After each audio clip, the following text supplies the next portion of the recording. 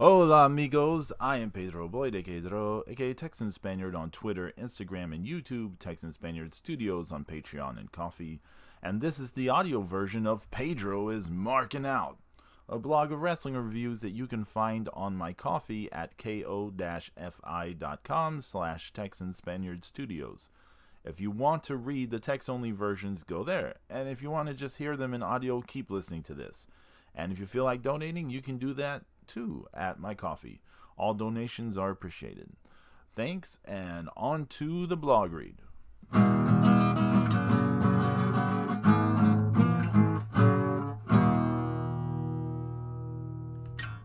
Amigos, once again I'm catching some wrestling to share some thoughts. I may have also changed the name of these to something catchier because I am marking out. But before I get to watching some NXT UK, I'm going to pop over and watch one match off of GLEAT G Pro Wrestling's May 26, 2021 show because it had my favorite women's wrestler in the world, Andres Cassandra Michiko Miyagi, debuting some new gear and a new look on the undercard in an Actress Girls offer match. Let's have a look. GLEAT G Pro Wrestling, May 26, 2021. Ami Miura and Hikaru Shimizu versus Misa Matsui and Michiko Miyagi. The match was alright. Nothing special to write home about for sure, but that really wasn't the draw for me here. I'm a huge Andres Cassandra Michiko Miyagi fan and was over the moon when I saw the pics of her new gear and look from this show, so I definitely had to catch this match. In my opinion, she was definitely the standout in the match. Her selling, bumping, and execution of everything was definitely a step above everyone else involved, but this doesn't mean the rest were bad. Matsui and Shimizu were definitely very solid in this, and Miura has promise. But they don't have that trained by Meiko Satomura sheen that Miyagi has, and she definitely made Shimizu's kicks look fantastic with the way she'd lean into them and bump sell to make them truly pop. Short back and forth little match, no real in-ring narrative developed, and then Miyagi got the win with the Tombstone Pile Driver. Good debut for her new gear, and she looked revitalized to me. I hope we see more of her in Actress going forward. 2 stars. And now, NXT UK from May 27th, 2021. Nathan Frazier versus Shaw Samuels opens things up. Fun stuff. Frazier's style is really more of a US style, more so than British style, so he always seems slightly out of place stylistically in NXT UK, but his opponents go with the flow, as they say, and this match was no exception. It was a nice clash of big old school brawler versus flippy fast young guy with some entertaining quips by Noam Dar on the outside.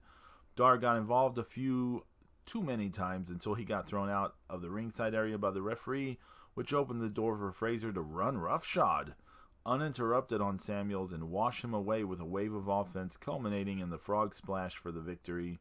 Fun match, and I hope this is leading to another Dar-Frazier match down the road. 2.5 stars. We get a previously unseen scene from after Dani Luna was eliminated from the women's gauntlet match 2 weeks prior to this, where backstage Jenny and Joseph Connors gave her grief only for Flash Morgan Webster to come to her defense. This leads to a promo from Connors where he made fun of Webster's mod culture gimmick and hyped up a match between them where subculture, aka the lower class, would be put in its place by the upper class, aka Jenny and Connors.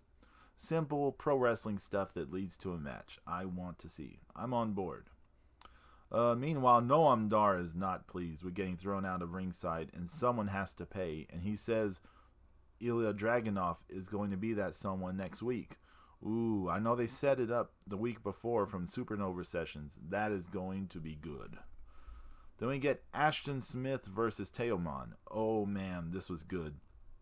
The previous episode of NXT UK, Teoman, who you may know as Lucky Kid, had a run-in with Smith at the Performance Center and had asked him where his tag partner Oliver Carter was. He's family, right? Teoman had asked then. This comes into play later. I was excited for this match because the last time we saw Ashton Smith in the ring, he was laying a stiff fest upon poor Jack Stars, but then ended up losing the match. The opening third of this match, Smith was trying to share the stiffness with Lucky Kid as he was trouncing Tailman pretty good. But Tailman found an opening and then was laser focused on targeting the right arm for destruction. Some really good limb work followed that was made all the more effective with the great selling by Smith and the specter of what Tailman had done to his last opponent, dislocating their shoulder with his crossface hold. Smith tried to mount a late comeback despite his wrecked shoulder, but it kept being a vulnerable target for Tailman to exploit, and all the callbacks to what Tailman did in his last match really added to the threat when he slapped the hold on Smith. But Smith tapped out, wisely taking the loss instead of having his shoulder dislocated. Tailman rubbed his win in Smith's face, but then he attacked Ashton after the match and put the crossface back on. Are we going to see another dislocation? Nope. Oliver Carter hits the scene. Carter runs Tailman out of the ring to save his tag partner, Smith, while Tailman tells Carter he isn't family. I'm very intrigued in where this is going, but that was some good pro wrestling. 3 stars. I dug this. They catch up with Dragunov for a word about his match next week with Noam Dar, and basically, he told his truth on Supernova session last week, while Dar told the truth he expects. But one thing is for certain, Dragunov is bringing violence to Dar next week. Oh man, this is going to be darn good.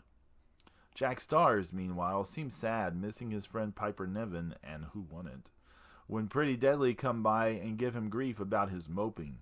Stars explodes in a bit of a scary temper meltdown and wants to fight them, but they tell him Johnny Saint makes the matches around here. And Stars has to find a friend if he wants to fight the tag team champions. Curious where that is going. Will we see Stars and Pipes challenge for the NXT UK tag titles? Would they do an intergender tag title match?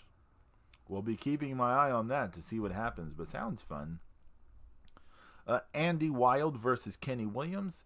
Kenny has shaved off his beard and has trunks instead of the long tights and is fully embracing his true scumbag self now. Hey, they were his words, not mine. Something I love about NXT UK is even when it is a competitive squash match like this, basically a nothing match, the work involved is top notch and they throw in so many little things. It is just a pro wrestling joy to watch. Williams gets the win, fun little squash match. And then it is Mark Out Mania time, because we get a recap of what has happened between Kaylee Ray and Meiko Satomura from their first match back in March to what happened after Meiko won the gauntlet match to earn another shot at the NXT UK women's title, i.e. Kaylee Ray attacked Meiko when Satomura was bowing to her respectfully. The promos here, the hype, oh yeah amigos, I'm all in for this. This was a great hype video, and in 2 weeks that title match is going to be a must-see. I thought that they made a mistake in not having Satomura win the first title match, but with how they've built up this rematch, I take that back. It was worth it to have this build-up for this second match. Meiko has to win this time, though. If they don't pull the trigger now, it will be a big failure, in my opinion. But I'm loving this. Kaylee Ray, Meiko 2 is going to be out of this world in 2 weeks. Talking about hype videos, we get another Joe Coffey versus Rampage Brown sequel. Oh man, this looks good too. NXT UK is setting up some great looking shows coming up in the future, but it is main event time. Trent 7 versus Sam Gradwell. That was a hard hitting match and then some. Gradwell has been sniping at 7 for a few weeks over 7's position as the founding father of the brand when Gradwell and others were there too at the start of NXT UK. The build leads up to this match where both men beat the snot out of one another. Hard chops by 7, so hard they left the outline of his hand on Gradwell's chest. Stiff forearm shots by Gradwell, so hard it sent Trent's gum flying out of his mouth. Both men brought the goods here and built up to some good near falls that I bid on. When 7 hit the 7-star lariat, I thought it was over. When Gradwell kicked out, I thought, finally, Sam Gradwell is going to win a big match. Because this guy is so good as a character. He needs to be pushed at some point instead of jobbing to everyone. When Sam ate double feet to the face after going for the diving headbutt, and 7 talked down to him about being a founding father and Gradwell retorted, I was there too. Man, I really, really wanted Gradwell to win.